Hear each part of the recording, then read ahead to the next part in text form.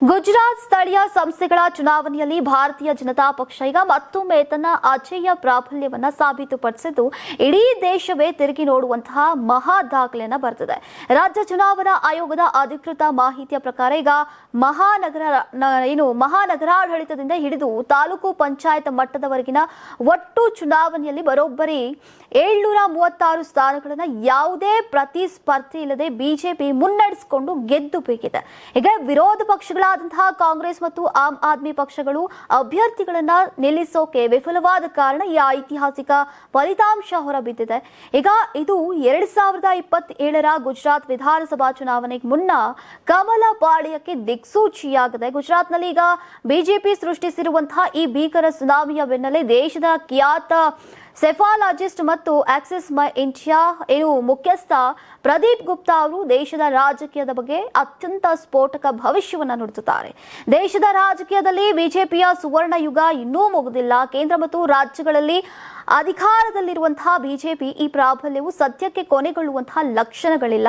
ಇದು ಇನ್ನೂ ಕನಿಷ್ಠ 20 ವರ್ಷಗಳ ಕಾಲ ಹೀಗೆಯೇ ಮುಂದುವರಿಯಲಿದೆ ಅಂತ ಹೇಳುವ ಮೂಲಕ ಈಗ ರಾಜಕೀಯ ವಲಯದಲ್ಲಿ ಹೊಸ ಸಂಚಲನವನ್ನು ಮೂಡಿಸಿದ್ದಾರೆ. ಇನ್ನು ಸರ್ಕಾರದ ನೈಜ ಕಾರ್ಯಕ್ಷಮತೆ, ಅಭಿವೃದ್ಧಿ ಕೆಲಸಗಳು ಮತ್ತು ಉತ್ತಮ ಆಡಳಿತವನ್ನ ಕಣ್ಣಾರೆ ನೋಡಿ ತಮ್ಮ ಅಮೂಲ್ಯವಾದಂತಹ ಮತವನ್ನ ಚಲಾಯಿಸ್ತಾ ಇದ್ದಾರೆ. ಇದೇ ಬಿಜೆಪಿಯ ಸುದೀರ್ಘ ಯಶಸ್ಸಿನ ರಹಸ್ಯ ಅಂತ ಅವರು ವಿಶ್ಲೇಷಿಸಿದ್ದಾರೆ. ನಟ ವಿಜಯ್ ನೇತೃತ್ವದ ಟಿವಿಕೆ ಸರ್ಕಾರಕ್ಕೆ ಬಾಹ್ಯ ಬೆಂಬಲ ನೀಡಿದಂತಹ ವಿಸಿಕೆ ಐಯುಎಂಎಲ್ ಪಕ್ಷ ಇಂದು ಅಧಿಕೃತವಾಗಿ ಸಚಿವ ಸಂಪುಟಕ್ಕೆ ಸೇರ್ಪಡೆಗೊಂಡು 2 ಪಕ್ಷಗಳಿಂದ ಒಬ್ಬೊಬ್ಬ ಶಾಸಕರು ಮುಖ್ಯಮಂತ್ರಿ ವಿಜಯ್ ಅವರ ಸರ್ಕಾರದಲ್ಲಿ ಸಚಿವರಾಗಿ ಪ್ರಮಾಣ ವಚನವನ್ನು ಸ್ವೀಕರಿಸಿದರು. ಲೋಕಭವನದಲ್ಲಿ ಇಂದು ನಡೆದಂತಹ ಸಮಾರಂಭದಲ್ಲಿ ಪಾಪನಾಶಂ ಕ್ಷೇತ್ರದ ಮುಸ್ಲಿಂ ಲೀಗ್ ಶಾಸಕ ಎಎಂ ಶಹಜಾನ್ ಮತ್ತು ವಿಸಿಕೆ ಉಪ ಪ್ರಧಾನ ಕಾರ್ಯದರ್ಶಿ ಮತ್ತು ತಿಂಡಿವನಂ ಕ್ಷೇತ್ರದ ಶಾಸಕ ವನ್ನಿ ಅರಸು ಅವರು ಸಚಿವರಾಗಿ ಪ್ರಮಾಣ ವಚನವನ್ನು ಸ್ವೀಕರಿಸಿದರು. ತಮಿಳುನಾಡು ರಾಜ್ಯಪಾಲ ಆರ್.ವಿ. ಅರ್ಲೇಕರ್ ಅವರು ಇಬ್ಬರು ಶಾಸಕರಿಗೆ ಪ್ರಮಾಣ ವಚನವನ್ನು ಬೋಧಿಸಿದ್ರು. ಶಹಜಹಾನ್ ಅವರು ದೇವರ ಹೆಸರಿನಲ್ಲಿ ಪ್ರಮಾಣ ವಚನವನ್ನು ಸ್ವೀಕರಿಸಿದರೆ ವನ್ನಿ ಅರಸು ಅವರು ತಮಿಳಿನಲ್ಲಿ ಗಂಭೀರ ಪ್ರಮಾಣ ವಚನವನ್ನ ಸ್ವೀಕರಿಸಿದ್ರು. ಇಂದಿನ ಪ್ರಮಾಣ ವಚನ ಸ್ವೀಕಾರ ಕಾರ್ಯಕ್ರಮದಲ್ಲೂ ಕೂಡ ಕ್ರಮವಾಗಿ ವಂದೇ ಮಾತರಂ, ಜನಗಣಮನ ಹಾಗೂ ತಮಿಳು ತಾಯಿ ವಾಳ್ತು ಹಾಡುಗಳನ್ನು ಹಾಡಲಾಯಿತು.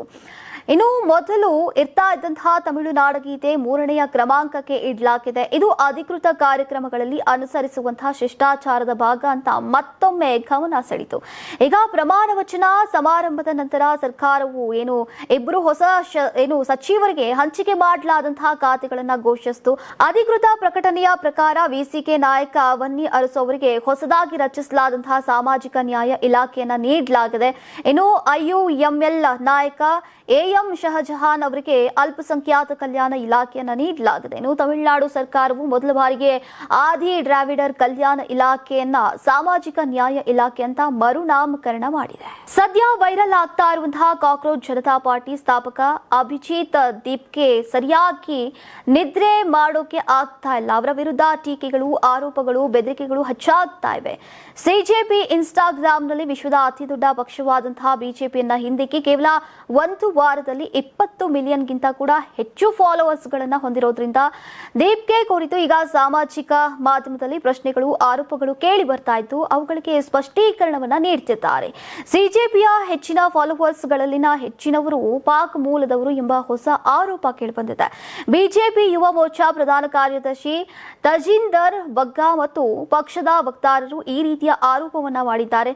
ಇದನ್ನ ಪಾಕಿಸ್ತಾನ್ ಜನತಾ ಪಾರ್ಟಿ ಅಂತ ಕರೆದಂತಹ ಬಗ್ಗಾ ಕಾಕ್ರೋಚ್ ಪಕ್ಷದ ದೇಶವಾರು ಇನ್ಸ್ಟಾಗ್ರಾಂ ಫಾಲೋವರ್ಸ್ ಅಂತ ಹೇಳಿಕೊಂಡವರ ಡೇಟಾವನ್ನ ಹಂಚಿಕೊಂಡಿದ್ದಾರೆ. ಪಾಕಿಸ್ತಾನ್ 49%, ಯುಎಸ್ 14% ಮತ್ತು ಬಾಂಗ್ಲಾದೇಶ್ 14% ನಾಗರಿಕರೊಂದಿಗೆ ಇನ್ಸ್ಟಾ ಫಾಲೋವರ್ಸ್ ಗಳಲ್ಲಿ 77% ಮಂದಿ ಹೊರಗಿನವರು ಅನ್ನೋದನ್ನ ತೋರಿಸಿದೆ. ಈ ಡೇಟಾದ ಪ್ರಕಾರ ಕೇವಲ 9% ಫಾಲೋವರ್ಸ್ ಗಳೊಂದಿಗೆ ಭಾರತ 4ನೇ ಸ್ಥಾನದಲ್ಲಿದೆ. ಈ ಡೇಟಾವನ್ನ ಈಗ ಬಿಜೆಪಿ ನಾಯಕಿ ಪ್ರೀತಿ ಗಾಂಧಿ ಕೂಡ ಪ್ರಸ್ತಾಪಿಸಿದ್ದಾರೆ. ನಿಮ್ಮ ದೊಡ್ಡ ಅಭಿಮಾನ ಬಳಗವು ಗಡಿಯಾಚೆ ಶತ್ರು ರಾಷ್ಟ್ರಗಳಲ್ಲಿ ಕುಳಿತಿರುವಾಗ ನೀವು ನಿಜವಾಗಿಯೂ ಯಾರ ಪರವಾಗಿ ಮಾತನಾಡ್ತಾ ಇರೋದಾಗಿ ನಟಿಸ್ತಾ ಇರೋದು, ಈಗ ಅದನ್ನ ನಿಲ್ಲಿಸುವಂತಹ ಸಮಯ ಬಂದಿದೆ ಅಂತ ಅವರು ಸಾಮಾಜಿಕ ಜಾಲತಾಣ ಎಕ್ಸ್ ಖಾತೆಯಲ್ಲಿ ಪೋಸ್ಟ್ ಅನ್ನ ಮಾಡಿದ್ದಾರೆ. ಆಫ್ರಿಕಾ ಖಂಡದ ಕೆಲ ಭಾಗಗಳಲ್ಲಿ ಎಬೋಲಾ ವೈರಸ್ ಮತ್ತೆ ಉಲ್ಬಣಗೊಂಡಿರುವುದು ಈಗ ಜಾಗತಿಕ ಆರೋಗ್ಯ ವಲಯದಲ್ಲಿ ಆತಂಕಕ್ಕೆ ಕಾರಣವಾಗಿದೆ.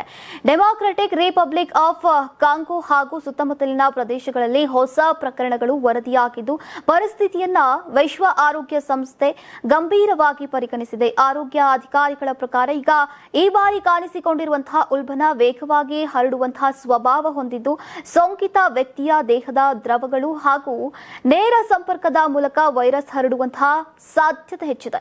ಇನ್ನು ಹಲವು ಪ್ರದೇಶಗಳಲ್ಲಿ ಶಂಕಿತ ಪ್ರಕರಣಗಳು ವರದಿಯಾಗಿದ್ದು ಆರೋಗ್ಯ ತಂಡಗಳು ತುರ್ತು ಕ್ರಮಗಳನ್ನು ತೆಗೆದುಕೊಂಡಿವೆ. ವಿಶ್ವ ಆರೋಗ್ಯ ಸಂಸ್ಥೆ ಈ ಪರಿಸ್ಥಿತಿಯನ್ನ ನಿಗಾ ವಹಿಸ್ತಾ ಇದ್ದು ಈಗ ಸಂಪರ್ಕ ಪತ್ತೆ, ಕ್ವಾರಂಟೈನ್ ವ್ಯವಸ್ಥೆ ಮತ್ತು ಸೋಂಕು ನಿಯಂತ್ರಣ ಕ್ರಮಗಳನ್ನು ಬಲಪಡಿಸೋಕೆ ಸಂಬಂಧಿತ ದೇಶಗಳಿಗೆ ಸೂಚನೆಯನ್ನ ನೀಡಿದೆ. ಇನ್ನು ಗಡಿ ಪ್ರದೇಶಗಳಲ್ಲಿ ಮತ್ತು ಜನಸಂಚಾರ ಹೆಚ್ಚಿರುವಂತಹ ನಗರಗಳಲ್ಲಿ ವಿಶೇಷ ತಪಾಸಣೆ ಕ್ರಮಗಳನ್ನು ಕೈಗೊಳ್ಳಲಾಗ್ತಾ ಇದೆ. ಎಬೋಲಾ ವೈರಸ್ ಅತ್ಯಂತ ಅಪಾಯಕಾರಿ ಸೋಂಕುಗಳಲ್ಲಿ ಒಂದಾಗಿದ್ದು ಸಮಯಕ್ಕೆ ಸರಿಯಾದಂತಹ ಚಿಕಿತ್ಸೆ ಮತ್ತು ನಿಯಂತ್ರಣ ಕ್ರಮಗಳು ಅತ್ಯಂತ ಅಗತ್ಯ ಅಂತ ಆರೋಗ್ಯ ತಜ್ಞರು ಹೇಳಿದ್ದಾರೆ. ಈ ಹಿನ್ನೆಲೆಯಲ್ಲಿ ಈಗ ಸಾರ್ವಜನಿಕರು ಸ್ವಚ್ಛತೆ ಪಾಲನೆ, ಅನಗತ್ಯ ಸಂಪರ್ಕ ತಪ್ಪಿಸುವುದು ಮತ್ತು ಆರೋಗ್ಯ ಇಲಾಖೆಯ ಮಾರ್ಗಸೂಚಿಗಳನ್ನು ಅನುಸರಿಸುವಂತೆ ಈಗ ಮನವಿಯನ್ನ ಮಾಡಲಾಗಿದೆ. ಇನ್ನು ಆಫ್ರಿಕಾದಲ್ಲಿ ಎಬೋಲಾ ವೈರಸ್ ಹೊಸದಾಗಿ ಉಲ್ಬಣಗೊಂಡಿದ್ದು ಈಗ WHO ಪರಿಸ್ಥಿತಿಯನ್ನ ಗಂಭೀರವಾಗಿ ಪರಿಗಣಿಸಿ ತುರ್ತು ನಿಗಾ ಮತ್ತು ನಿಯಂತ್ರಣ ಕ್ರಮಗಳನ್ನು ಬಲಪಡಿಸಿದೆ. ನೀವು ಸಣ್ಣ ಆಗ್ಬೇಕಲ್ವಾ? ಅದು ಒಂದು ಉತ್ತಮ ಆಹಾರದಿಂದ ಸಣ್ಣ ಆಗ್ಬೇಕಲ್ವಾ? ಪ್ರತಿದಿನ ನಮ್ಮ ಜೀನಿ ಸ್ಲಿಮ್ ನ ಯೂಸ್ ಮಾಡಿ ಯಾವುದೇ ಸೈಡ್ ಎಫೆಕ್ಟ್ ಇಲ್ದಂಗೆ ನೀವು ಸಣ್ಣ ಆಗ್ತೀರಾ.